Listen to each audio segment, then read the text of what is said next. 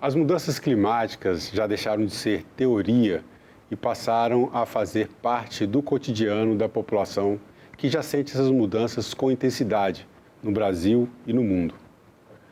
Ondas de calor em várias regiões, seca na Amazônia, chuvas intensas com graves enchentes no sul do país. O que explica esses eventos climáticos extremos? Para você entender melhor esse assunto, assista a entrevista que faço agora com a coordenadora de Meteorologia Aplicada, Desenvolvimento e Pesquisa do INMET, Márcia Seabra. Márcia Seabra, muito bem-vindo ao programa Cidadania. Obrigado pela sua participação. Eu que agradeço, Marcelo. Então, Márcia, como é que a gente explica, né, essa situação que a gente está vivendo, que é uma situação inédita, especialmente quando a gente fala da Amazônia, né? Até esse ano seria praticamente impossível imaginar rios secando na Amazônia como está acontecendo e, ao mesmo tempo, a gente tem no outro polo do país, na nossa região sul, ciclones extratropicais, chuvas acima da média. O que está acontecendo? Bem, Marcelo, são dois fatores, né? Como você falou na introdução, a questão do aquecimento global e das mudanças climáticas não é uma história que a gente vai ver daqui a 5, 10 anos. A gente já está vivendo isso. Então, essa frequência desses fenômenos mais extremos tem aumentado por conta do aquecimento global e das mudanças climáticas que a gente vê no mundo inteiro. E especificamente da seca na Amazônia e das chuvas excessivas na região sul do país, a gente ainda tem um agravante que é o El Niño, que causa normalmente esse impacto no Brasil. Então, também, além das secas na região norte, a gente já pode esperar também secas na parte nordeste do país no início do ano, por conta desse fenômeno. Então, o aquecimento global, as mudanças climáticas, uma das características é isso, de você ter fenômenos tanto de seca, ondas de calor, frios intensos, tudo começa a ficar mais frequente e mais intenso. Agora, o El Niño, ele explica essa situação que a gente está vivendo hoje, né, inclusive com essa seca na Amazônia. Eu queria que a senhora explicasse para a gente o que é esse fenômeno, né? O que é o El Niño, onde ele se origina e por que ele está causando todas essas mudanças assim tão drásticas. Bem, o El Niño acontece assim de forma recorrente, e ele acontece a cada 2, 7 anos, não tem um padrão definido, mas acontece, mas ele é o aquecimento anômalo, ou seja, diferente do que normalmente ocorre na temperatura da superfície do mar no Oceano Pacífico. Vai lembrar que assim, grande parte do nosso planeta é coberto pelos oceanos, então qualquer mudança nos oceanos acaba afetando a circulação dos ventos, que vai impactar em regimes de chuva no mundo inteiro. Então, quando a gente tem esse aquecimento diferenciado ou anômalo, como a gente chama, das águas no Oceano Pacífico, a gente tem um El Niño. Diferente de quando a gente tem um resfriamento das águas, em que a gente tem a Laninha atuando. E aí cada um vai ter um impacto diferente no Brasil. Então, como eu disse, esse aquecimento das águas na superfície do mar, ele acaba impactando a circulação dos ventos, que acaba impactando a questão das chuvas na Amazônia e também na região sul do Brasil, assim como exemplo mais didático, né? Agora, a gente tem que destacar também que não só a questão do Pacífico influencia as chuvas no Brasil. Existe também um Oceano Atlântico, em que a gente está também, e que aí cobre toda a costa, né, no Brasil. E um aquecimento diferenciado no Atlântico também pode influenciar nos regimes de chuva, principalmente da região norte, das regiões norte e nordeste do Brasil. Então, esse fenômeno, o El Niño, ele acontece independentemente das atividades do homem, né, dos impactos que a humanidade causa na natureza. Esse evento, sendo um evento cíclico, ele tem uma duração média que a gente possa estabelecer como um parâmetro?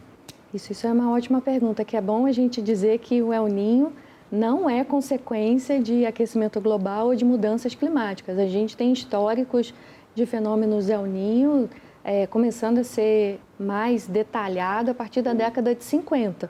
Pode até ter registros anteriores, mas com registros datalogados do início da década de 50. E a gente já teve fenômenos El Niños muito intensos que atuaram em secas assim, históricas, tanto na região amazônica como na região norte do país. E aí eu posso citar os eventos que foram 82 e 83, 97 e 98 e mais recentemente 2015 e 2016. Então, o El Niño não tem relação com o aquecimento global, com mudança climática, mas é claro que associado pode acabar potencializando. Uma coisa que a gente pode comparar também com esses registros mais históricos do El Niño, o fenômeno atual, a gente está com uma anomalia, ou seja, com um desvio de temperatura da superfície do mar em torno de 1,8 acima da média no Oceano Pacífico. Para se ter uma ideia, em 2015 e 2016, esse valor chegou a ficar em 2,6. Ou seja, era um El Niño muito mais forte do que a gente tem agora.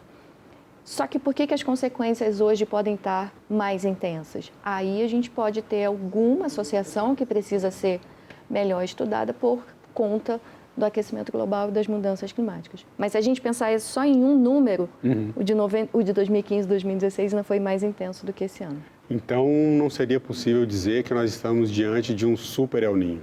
Não, até a questão da classificação do El Niño, ele vai de fraco, forte e alto. Até esse super El Niño, uma coisa que, se a gente for ver pelas metodologias, por conta esse termo não existe.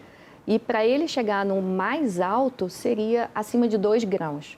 E a gente ainda não chegou nesse patamar. Há uma previsão, uma tendência que ele fique próximo desse valor, mas acho pouco provável que ele supere o de 2015 e 2016, em que a gente chegou aí a ter 2,6 graus acima da média no Oceano Pacífico. Agora, como esse fenômeno da natureza, ele impacta a seca na Amazônia, que essa realmente, assim, para o registro histórico que se tem de uma seca similar a essa, o que eu pude apurar, são 120 anos atrás, quando a gente não tinha, né, a ação do homem como a gente tem hoje, não tinha toda essa produção industrial que temos hoje, e ao mesmo tempo a gente tem o contrário acontecendo no sul. As duas situações são relacionadas a esse mesmo evento? Isso. Como eu disse, os oceanos acabam influenciando de uma maneira global a circulação dos ventos na atmosfera. Então, quando a gente tem esse aquecimento anômalo da superfície do mar, a gente tem uma mudança no padrão do vento e isso acaba influenciando na seca na Amazônia da seguinte maneira, como se os ventos começassem a ir de cima para baixo na atmosfera, o que a gente chama de um movimento descendente do ar. E esse movimento descendente do ar, essa descida do ar bem em cima da região norte e nordeste do país, acaba inibindo a formação de nuvens. Porque nuvem, quando a gente aquece na superfície, esse ar acaba se elevando e formando as nuvens. Só que se a gente tem uma força contrária mais forte, e isso em grande escala, a gente acaba inibindo a formação de nuvens ali, o que vai causar pouca chuva e intensificando seca nessas áreas. Por outro lado, na região sul, esse aquecimento das águas no Pacífico acaba favorecendo as frentes frias a serem mais intensas e ficarem quase que estacionárias na região sul. Elas não conseguem avançar tanto para as regiões sudeste, por exemplo, do país. Então, a chuva fica concentrada naquela região, causando esses volumes de chuva também bem significativos que a gente tem observado. Hoje nós temos a Amazônia e o sul do país em evidência por conta dos efeitos desse fenômeno. Que outras regiões do país podem ser mais afetadas pelo El Niño nos próximos meses? Bem, as regiões centro-oeste e sudeste, a gente não tem uma característica muito definida de como é que seria o impacto do El Niño nessas áreas. Então, aí depende de outros fatores, depende de outras combinações que a gente ainda não tem uma certeza. Mas o que a gente pode esperar para os próximos meses é a questão da região Nordeste, como eu disse, em que a quadra chuvosa mais do semiárido começa entre março, abril e maio, e como a gente ainda tem uma tendência desse El Niño se manter até pelo menos o outono do próximo ano, então a gente pode ter ainda também algum impacto na região Nordeste no Brasil nos próximos meses.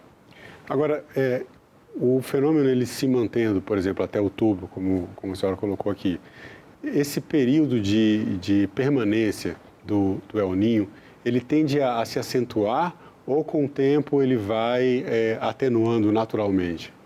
A tendência é que ele tenha o seu pico ou o máximo de anomalia positiva, né, desse valor muito alto de temperatura na superfície do mar até o final do ano. Então, quando chegar dezembro, esse valor deve chegar ao seu máximo e aí no início do ano que vem ele começa a diminuir. Mas para a gente ter uma configuração de El Niño, a gente precisa que essa temperatura da superfície do mar fique 0,5 graus acima da média. Como eu disse, hoje ele está em 1,8. Deve chegar a ficar próximo dos 2 graus até dezembro. E aí, para ele decair, né, até o outono, como eu disse, ele demora, porque tanto a condição dos oceanos, para a gente ter uma alteração de meio grau no oceano, não é uma coisa que seja de uma semana para outra. Então, isso leva um tempo. Então, até o final do ano, a gente deve ter esse máximo. E aí, ele vai decaindo até mais ou menos o outono do ano que vem. E o Laninha, né? A senhora comentou que também tem o Laninha como seria meio que quase que o oposto, não sei se é exatamente assim, do El Niño. Ele se forma na mesma região? É uma situação semelhante? Como é que a gente explica esse fenômeno com o nome, né, Laninha e El Niño? Como é que explica o Laninha? O Laninha, como você disse, é exatamente o oposto. Então, a gente vai ter o resfriamento das águas no Oceano Pacífico, que também vai mudar a circulação dos ventos, só que aí os impactos são exatamente o oposto do El Niño. Então, durante o Laninha, a gente tem seca na região sul e chuvas excessivas nas regiões norte e nordeste. Vale lembrar, assim, é que às vezes a gente tem uma memória um pouco mais curta, mas até o início do ano, o Rio Grande do Sul, a gente estava com o fenômeno Laninha, e o Rio Grande do Sul estava passando por uma seca assim, muito significativa. Vários municípios decretaram estado de emergência por conta da seca, impactos na agricultura. E aí, logo em seguida, a gente tem essa transição para o El Niño e hoje eles sofrem com um excesso de água, né? E a mesma condição também para as regiões norte e nordeste, eles estavam com chuvas acima da média e agora é que a gente vai começar a ver a mudança nesse padrão de chuvas. Então, Laninha e El Niño, eles seriam meio que um pêndulo, a gente sempre vai ter um ou outro, ou a gente teria, né, o planeta também tem um estado intermediário entre os dois, como um estado meio que neutro? Exatamente, a gente tem um período de neutralidade e entre um fenômeno e outro, a gente não passa automaticamente de uma Laninha para um El Niño, a gente passa um período ainda com um período que a gente chama de neutralidade até chegar no outro. E não necessariamente a gente vai ter sempre, então, uma Laninha ou um El Niño. Pode ser uma condição neutra. E aí fica mais difícil a gente fazer previsão em condições de El Niño, de ter uma certeza, ou fica mais difícil da gente conseguir saber se a gente vai ter chuvas acima ou abaixo da média nessa condição de neutralidade. Vamos falar um pouquinho do Instituto Nacional de Meteorologia agora, né?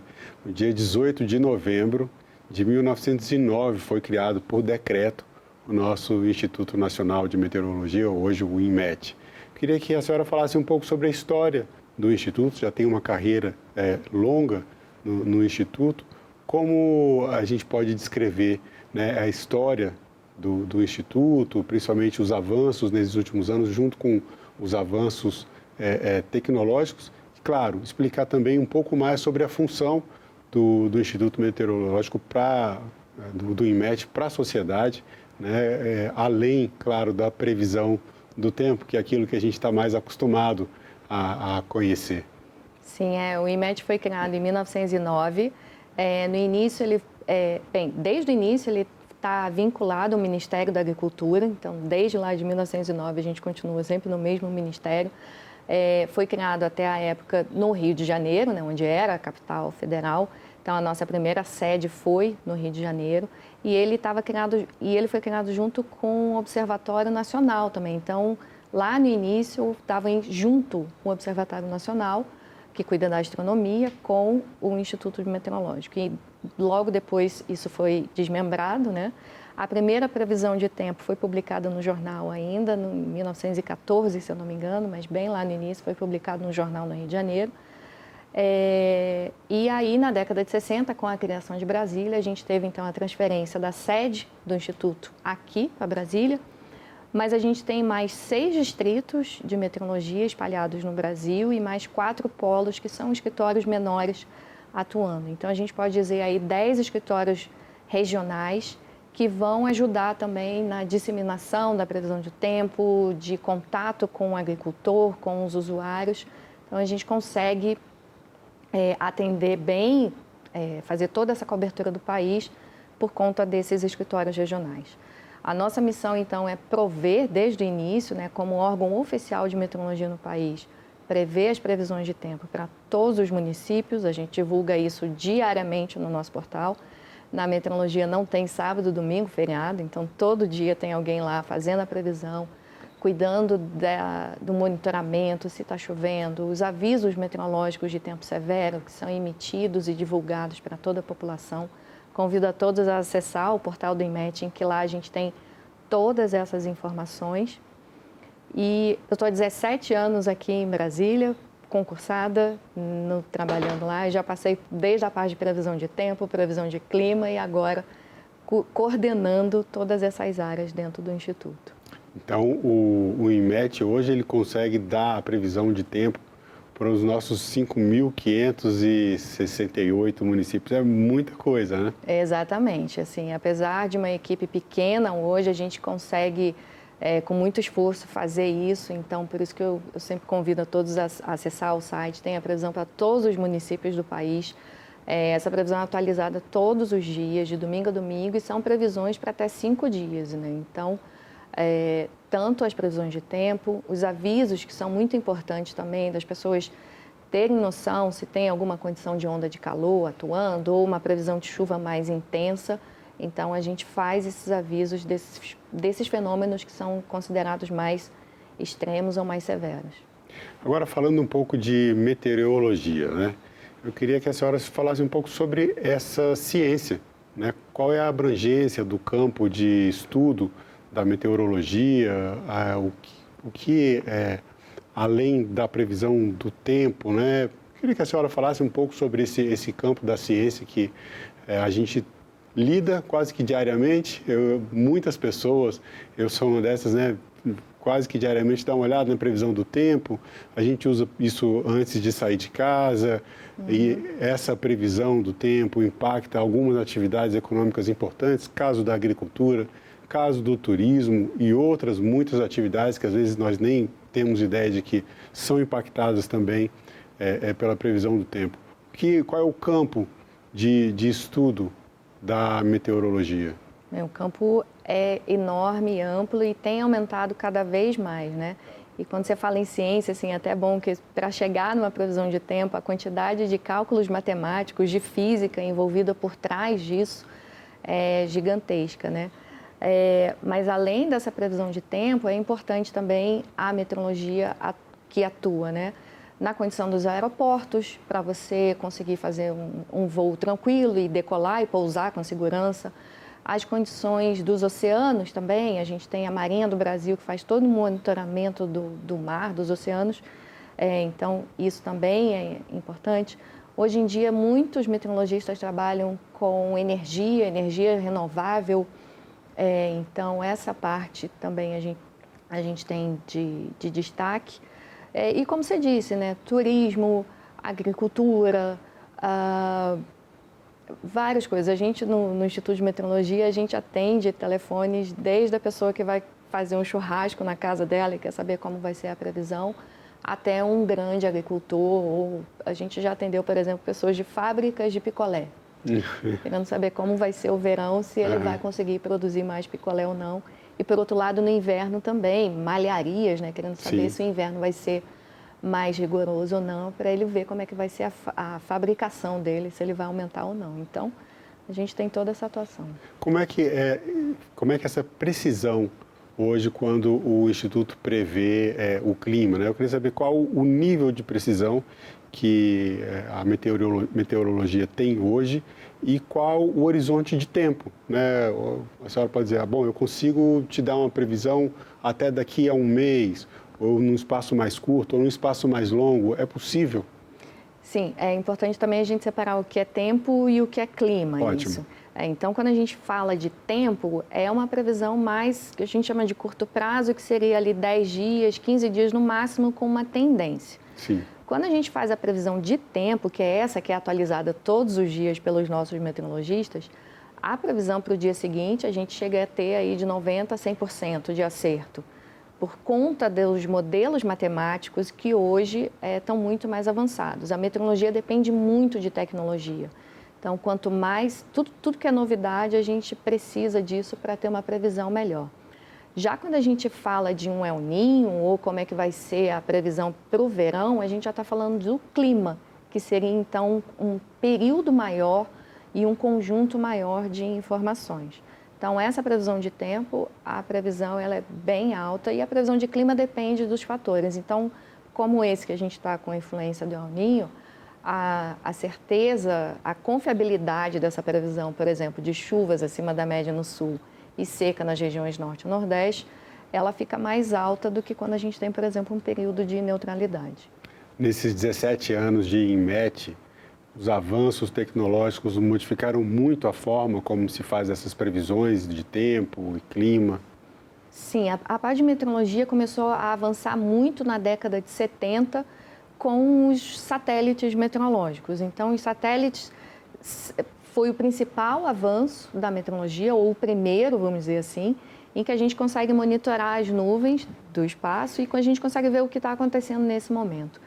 E depois, o avanço computacional, com certeza, também acaba influenciando bastante. Então, você perguntou desses 17 anos. Quando eu entrei no INMET, para fazer uma previsão de tempo, a gente usa um modelo matemático, em que ele gera, a partir de várias equações matemáticas, ele gera uma previsão de tempo. Quando eu entrei no INMET, ele fazia esses cálculos a cada 25 quilômetros. 25 quilômetros para cima, para baixo, para um lado, para o outro, ele fazia isso. Hoje, a gente consegue ter uma previsão para 2 dias com uma resolução que a gente chama de 2,8 quilômetros. Então, hoje, a gente consegue afinar muito mais e, por conta, claro, dos avanços computacionais e dos computadores que a gente tem disponível no Instituto. Então, aí, em 17 anos, a gente passou de 25 para 2,8 para a gente conseguir fazer a melhor previsão de tempo para todo o país. É um avanço muito significativo. A inteligência artificial já é uma realidade também na meteorologia? A inteligência artificial pode ajudar na integração de informação para esses modelos matemáticos. Também pode ajudar na questão de estudos estatísticos, por exemplo, de estudar eventos passados de El Niño, de Laninha, por exemplo, e a gente tem uma tendência. Mas a inteligência artificial ainda precisa avançar muito para ter um conhecimento que o meteorologista tem. Ainda bem que eles ainda não vão tomar o emprego da gente.